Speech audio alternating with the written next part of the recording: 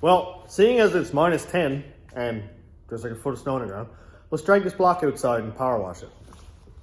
Ooh, I should run the hone down through it first.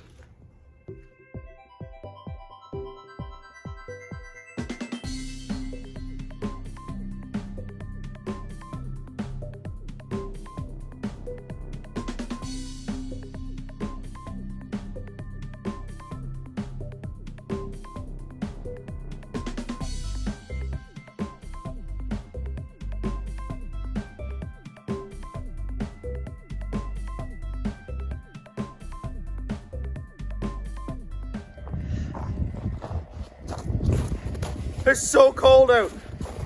Oh, this is awful. When I get that inside, I can hear the cylinders rusting.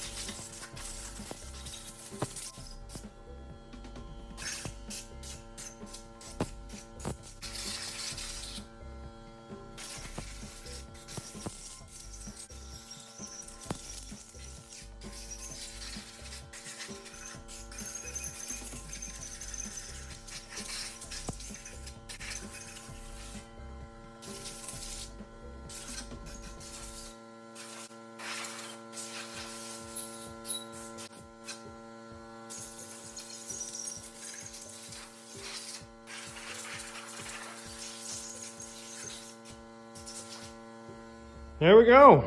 All cleaned up. Call it what you want. Power washer works awesome.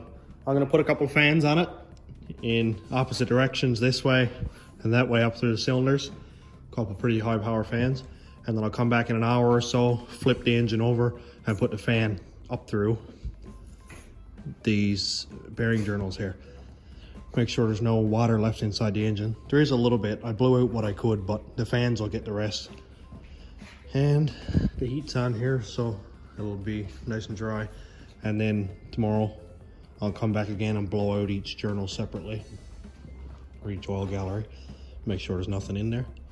And this block is ready to paint. And here's our fan setup. This works phenomenal because it's at like the perfect height and angle to get into the cylinders, into the lifter bores, keep the air moving around so the water isn't sitting stale. So let's plug them in.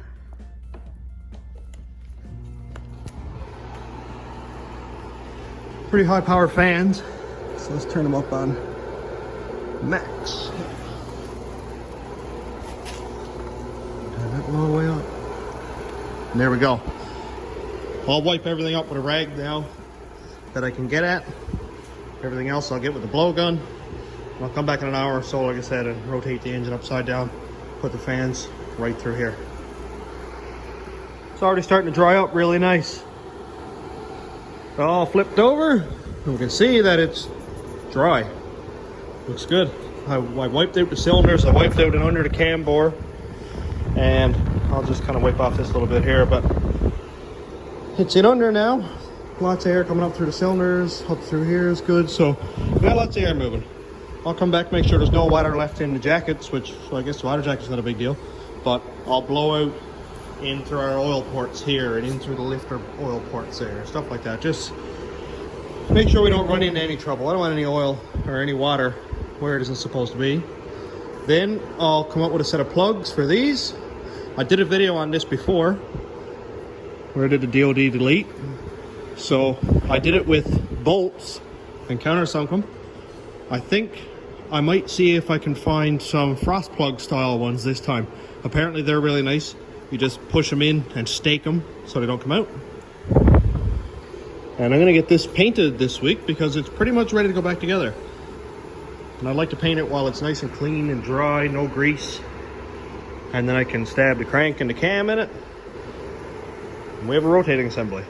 I also honed the cylinders before I cleaned the block up because there would be grinding stone material and also metal from inside the cylinder walls. So we can see we got a pretty comfortable looking crosshatch. Nothing serious, just enough to seat the rings.